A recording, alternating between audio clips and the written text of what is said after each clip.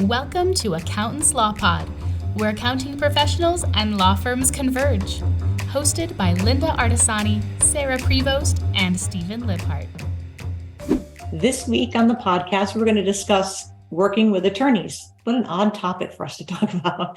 Actually, it's a really good topic. And I think we're going to just dive into different parts of working with attorneys and how fun it is and how maybe it may be challenging.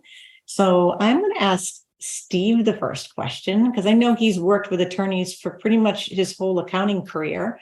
What do you love about working with attorneys, Steve? I love being related to the law and the process of law, but not actually having to do it.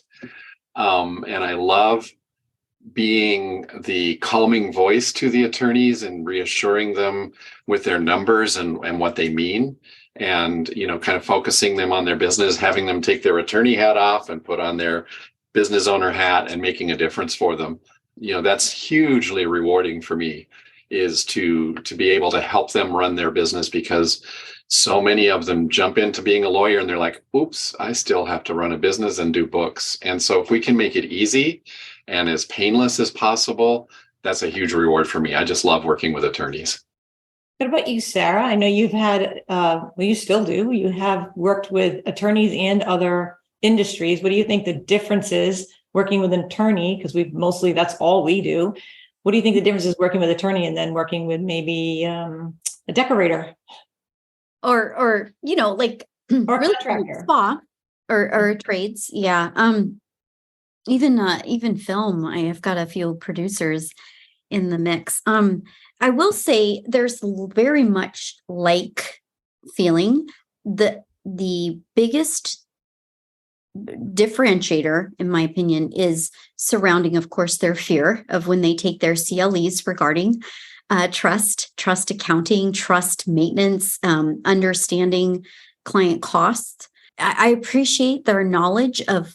We've met with a client, one of our mutual clients, Linda. We were doing a little bit of a follow-up on a migration and cleanup of a file yesterday. And this individual figured out that they didn't necessarily need to do things in a certain order of sequence that we're all used to, due to the type of law and some sort of benchmark line. And I thought, it was a learning moment for us. I appreciated that, but it was also just really nice to be able to speak to that workflow. So I could just pivot, turn and say, hey, you know what? Great information.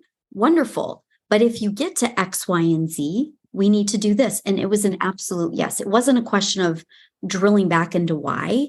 It was like, okay, yes, I get it. I know why. So in that area of profession, I really appreciate it. In other areas, you just have to be prepared to be always questioned. Always, always, always. It's in the nature of the individual. So that's what they do. Don't take offense to it, even though sometimes I find myself prickling up like, oh God, really? Then I realize, oh no, this is not indicative of your personality per se. It's indicative of the nature of the line of work that you're in. Okay, I can answer to that. So delineating that a little bit simply in my mind. So yeah, it's very different. Sometimes I do feel, depending on the other professions that I work with and the nature of what they're doing, it can get super emotional. So you have to sort of sidestep and I have to sometimes change even my tone in my dialogue. My tone changes when I'm speaking with the attorney clientele versus anybody else. So. Yeah, I think too, with working with attorneys. So I've always worked with a lot of startups and all different kinds of industries, that I think what gravitated me to them is the fact that they're ultra professional, right? Mm-hmm. They're highly educated. They're thoughtful. I think they get a bad rap as being, there's plenty of lawyer jokes out there to tell you the personality traits, right? Mm-hmm. But I think that a lot of times they're very giving people. We know that from working with a lot of the immigration attorneys. They're very giving. Family lawyers seem to be very overworked, and it's draining because they're getting all this energy pushed onto them that comes from because of the nature of their work. It's a very emotional kind of practice area. So a specific kind of person has to work in that. And I think that it's definitely one of the other things I love about them is you ask them for a document, you get it back because they know the pain of not getting a document back on their own, right? Good point. Very much so. Yeah. And I think that also when we work with them, they're deadline driven as well. So they understand a deadline, which a lot of times when you're working with maybe the landscape guy, they're not so deadline driven. And they want to know, and they're not really educated in finances in law school. So they're usually very inquisitive and they really want to learn what we know. Sometimes they say, I want to learn it because I want to do it myself. And then you have to kind of step them back and caution them. It sounds great. When are you going to do this work? But a lot of times they want to know how their business is working. They're not the type to look, which in a lot of industries, just look at their checkbook. Oh, that's how much I made this year, which isn't necessarily the right picture of your business, but they're very inquisitive and they want to grow. If they know they're building their practice up very quickly, they might want to put the brakes on it, or at least know the ramifications of that, have the money set aside for estimated taxes, because a lot of them are partnerships. There's so many good things about working with law firms and lawyers and the inner workings of it. And I think part of me wants to do that and work with them more. And then I started to think about like my first job as a 15-year-old was interning in a law firm, being the file clerk.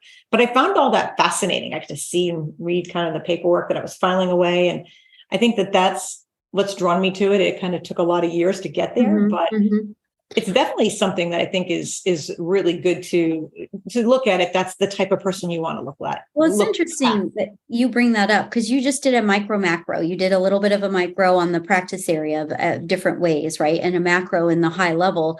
But, ultimately, a business across any business, my sense is, and I'm sure that we all feel this way, there's reasons why we sit where we sit. You're an attorney for a reason. I didn't ask you to do finances at this level, nor am I going to do marketing at this level myself. But I feel like in the sense of the appreciation, and this is, I think, where you were going a little bit too with it, Linda, as there is an appreciation for the profession. There's an appreciation for your billable rate, whether it's a rate of an hour or if it's a flat fee. This profession does not have it. Some do. We've had a few recently, a stigmatism of like, oh my God, what's the price? I'm like, okay, let's be real. You earn more per hour if you want to go that route or flat rate. Then why is this the conversation? And most professionals in this line of industry that we cater to the most, it's not so much. It's more about trust, compliance, and understanding that you've got this, you know their entity, and you know their line of work, and that is not the case for some people. As if you're niching into the different areas, it doesn't have to be legal, but in ours, it's about legal. But if you're niching into the other areas, really do the homework, as we've previously noted, and I feel like that's where you were kind of going with this a little bit. Is you've got to get that down to understand it. And you have to have a love for it, right? You do. And I'll tell you what, you have to have the backbone for it. Yeah. Because they are very direct. That's what they do. Yeah. That's why I think our partnership works so well. Because you're really good at taking in the information, taking the pause, not reacting, and then sending out the message back. But it's super clear. I think you probably could have been a great attorney, Sarah, but you're super clear. So you know where we stand, because a lot of times we're formulating things in the background together. Like maybe somebody in the staff's like, how do I respond to this? And Sarah and I in the background, like, this is what I would say. And we want them to be able to learn from it. But it's definitely, there's a fine art to communicating with them, because sometimes I think a lot of times I always try to think, and I think this is probably my yogi brain is I think, all right, what was happening in their day that the snippiness came from? And then, because we don't know what they had to deal with in their day. We don't know if they're a litigator, what they dealt with their family law, maybe the family got taken away. You don't know the backstory of their day. So I try not to take it personally, but sometimes it feels real personal when you get that attack on you. And you will get that very direct, sometimes short answer back, critical. They expect perfection. They don't really have a lot of wiggle room for mistakes. I don't think they're not very forgiving if it's. I agree with you. Yeah. I don't mean to come down on them, but this is what we're talking about. I'm curious what, Steve, you do in a situation where they're coming in hot, right? Like something's happened. You know, it's not you. You're like, I'm looking forward to this. But in your experience, in your tenure of doing this, what do you do in that situation? How do you, it's like, you don't want to use the word, let's calm down, or that's so, I hate that when people like, You know what I do? I just say to them, it's okay for you to be upset right now. It's okay for you to take a breath and slow down a little bit. We're gonna transition out of your life right now into this other side of your business. And if this isn't the best time for it, just give me your topics that you want me to get information on, and I'll get back with you. Maybe we can schedule a better time. I mean, there's lots of verbiage you can use, and asking them questions like, I do this. Are you getting enough sleep? When was the last time you went for a walk? Well, things like that, because they suddenly they're like, oh, there's another life out here. Yeah, hopefully you've got a good relationship to do this, right? Like, yeah, I'm just going to say that divert the conversation that way. Just remember this, Sarah. If he ever looks at us and says, "Do you need a good night's sleep?" Well, I like to work with those kinds of attorneys that really, that really appreciate what we do, and I try to find ways to really, like, we had one yesterday afternoon, who sent this email through that she wasn't going to send 1099s to attorneys at the end of the year because of this and because of that. And this email was pages long, and then I just refocused it this morning, sent the IRS guidelines, sent a couple other things. I'm like, this is what the real picture is, and let me know if you want to talk about it. And, you have to take control of the situation when it's on the accounting side. And I think they really appreciate that, because they know they're working with a professional, that they're going to get the information. If you say you're going to do it, you stay up till 10 o'clock at night to do it, those sort of things. But they know that we're going to respond and be there for them. And I think that if you set the relationship up that way from the get-go and let them know, I'm always here for you. If I don't have the answer, I'll find it for you. I'll be honest. Let them know that you're human as well. Finding out in conversations, are they married? Do they have kids? When's their anniversary? When's their birthday? Put it on your calendar. Remember it. Acknowledge them on that day. Mm-hmm. It really, really makes you become part of their family, if you will. I had one law firm down in Florida that actually it was a CPA firm that did high dollar divorce cases. And I never met those people, obviously, because they're in Florida and I'm in Colorado. But I got them to the point where one Christmas, they called me like the week before Christmas, and they were at their holiday party, and they had a picture of me at a place on the table. And they're like, look, Steve, you're here with us. And I was like, oh, this is great. And I try to set up those relationships that way, that I'm the safe space here for you. Mm-hmm. Go ahead and yell at me, but I'm going to still tell you the same thing.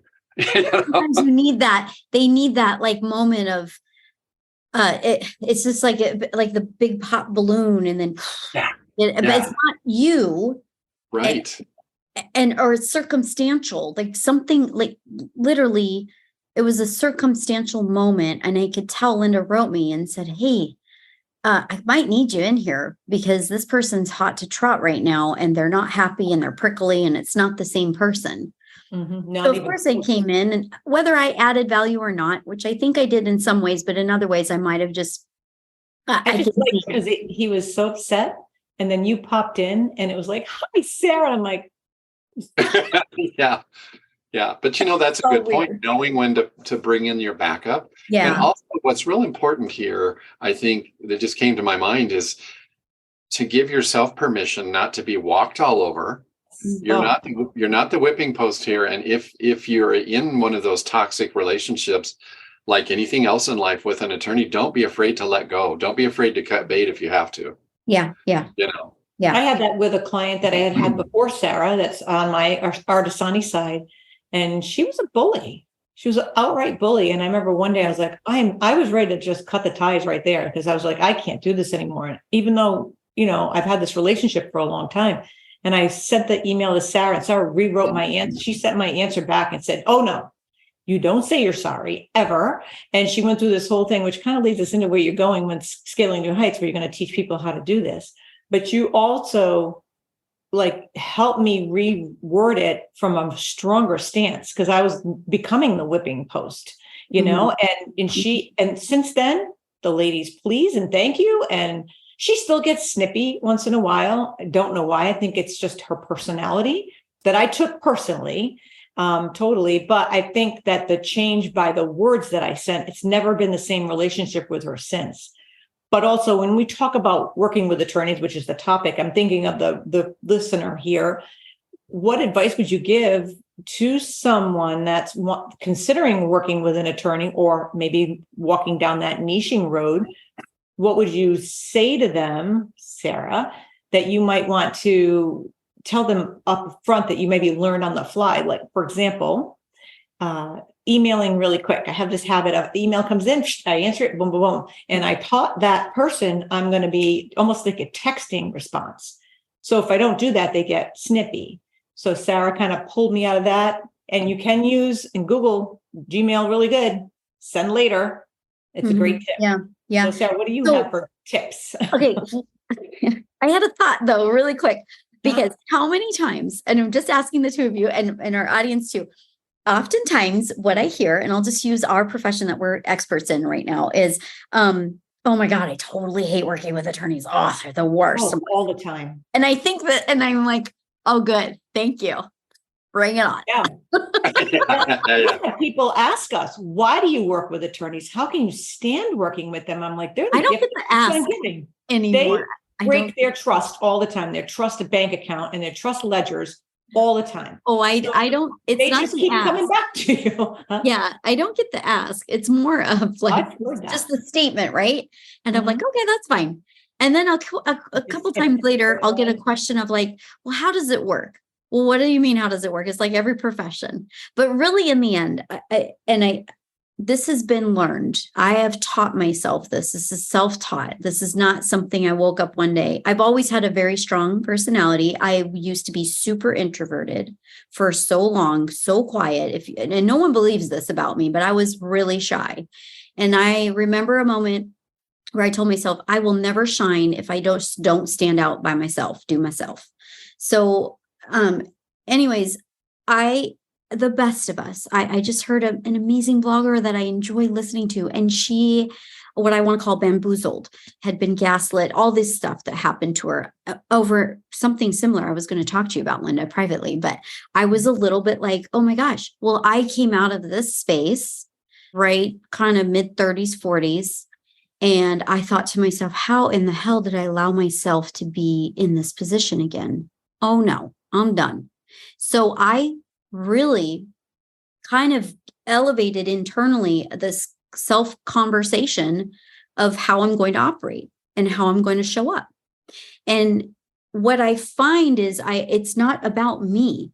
It's about where I'm at right now in this moment of time. So when I'm feeling that I am backed in a corner, and this actually came out of a therapy session, when I'm backed in a corner, I do not come out nice at all. Okay, so I know that about myself. I'm not going to be backed in a corner anymore. When I'm backed in a corner, I'm going to pause. I'm going to listen, and I'm going to let you state what you need. And then I'm going to think about what I'm missing. What am I not hearing? Because I'm not hearing something because I'm so upset. I'm so defensive, or I'm so like off put by your behavior. And then I'm like, oh, wait, what's the crux of the issue? It has nothing to do with me. 99% of it is not me. 99%. Look, if it's about me, I'll own it and I'll say it right then and there to your face. But if it's not about me, which it isn't, I'm going to make sure in the kindest, most professional way, I'm going to find a way to let you know, let's focus on kind of what you did, Steve. What is the problem? But without saying it, because to them, it's not a problem. To them, it's on fire. To them, and depends on the clientele, which in our case is attorneys, which if we remember the persona of who that is, it's a lot of them don't want to be combative, but they're used to being defensive. They're used to probing. They're used to questioning. They're used to drilling and drilling and drilling to a point of satisfaction or not. Right. So they'll leave it at that and they make jokes and remarks. So, okay, I know this. Got it. All right. How I'm going to approach you is a completely different person. Now, for one, if you're going to send me a message and you expect an answer in 2 minutes, oh, hell no. I'm sorry. That's off the table. That's not happening. You're going to have a pause. Maybe I might take me 2 days. Might take me 3. If you send me a text and I don't respond right away and you send me another text, I'm going to write back and say, I'm actually kind of busy. Give me a minute and I'll respond. I'll let you know. I'm not ignoring you.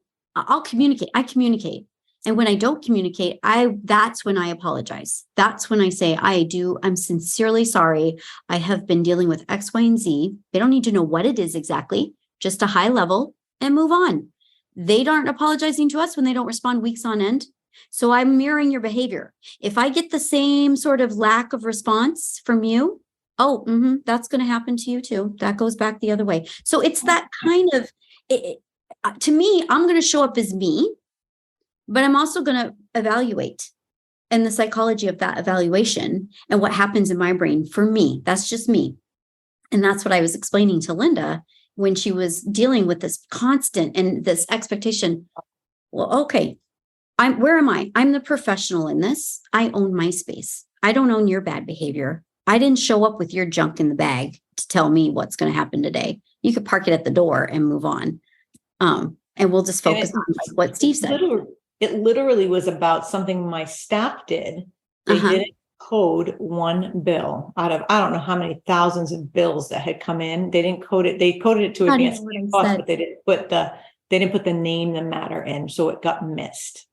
That was the one thing that they did. And it didn't matter that they coded, I don't know, 99,000 of them right. The one, and it was just, and I felt bad that it happened. I mean, yeah, because then it became too late to bill out, and the law firm had to absorb the costs, and I was ready to give her money back for that. And Sarah's like, no. No. Well, here, I'll be honest with you. Last night, we're all human. I totally missed a cutoff period for a payroll. Okay, my bad. It happens. I was pushed to the moment. There was accountability on the other person's side. Well, I'm not going to sit here and do that in an email. So I just politely wrote what had happened. I let them know, and I offered to write the employees directly to let them know that the pay date will change due to the holiday, because I don't want the reflection to be poorly on the employer. That gentleman handled it very kind. It could have gone whatever way it was going to go. And at that point, it is what it is. But you know what? Aren't we all human? That's a huge point. Admitting when we make a mistake, it's okay to admit it. Yeah. Totally okay to admit it. In accounting, you can do 1,238 things right, and the one thing you do wrong is what everybody's going to remember. So I love the way you handled that. You admitted to it. You had an action plan. Inside you were probably like, oh my God, what happened? Well, that pain of like, oh shoot, that is like those, like, it's kind of like your employees. But yeah, in the end, I'm like, grow up, Sarah, got to move on. Shit. Yeah. Stuff happens. Yeah. Definitely. Yeah. So the thing I've always admired about you though, Sarah, too, is you're a great listener. And sometimes that's what the attorney needs, just to vent. Mm-hmm. How often have you been in a conversation with an attorney and they go off to Saturn? I call it Saturn. And, has nothing to do with what we're doing, but they want to be heard. I love it. And so you sit and listen and you're like, wow, that, and you can share. Mm-hmm. Obviously, we're going to keep everything confidential, but you can say, hey, you know what? We just had another client that had this experience and this is how it was handled. Mm-hmm. Mm-hmm. That's always a great one too. Man, that's so good, Steve, because you're bringing up the point of the area that this high level space that we are in, this coveted space that we're in the niche that we have. And everyone does this in their own niche. So if you're in e-commerce, if you're this, if you're that, if you understand a little bit more of the cog in the wheel kind of moment, if you get the nitty gritty, I think you said it the other day, it's like you can learn from X, Y, and Z at a bar that helps you understand the profession. It just gives you that moment of kind of like, look, I may not be doing the exact thing, but you're in arbitration. It's going to run over. It doesn't mean my meeting with you is not important. This is totally understandable if we have to reschedule. I get it. Like, circumstances change it. And the more that trust comes in, and I think that's where you're kind of like, you're saying it too, is like, you give that moment. That's how you get to that elevated space with your clientele. And you get the seat at the table like you so wonderfully got, even though you were able to sit right there. I love that story. Thank you. Well, I want to say to the newbies out there that are watching this today, feel the fear and do it anyway.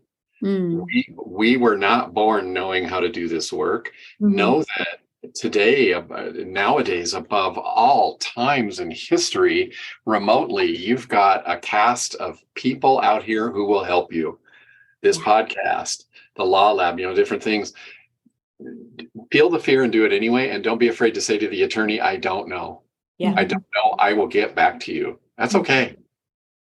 And don't you think, Steve, that's a fear that we have because we're working with this ultra professional that we think we need to know everything. And sometimes that's like, you don't need it because they'll ask you a real pointed question. They may even use really large words that you're not even familiar with sometimes.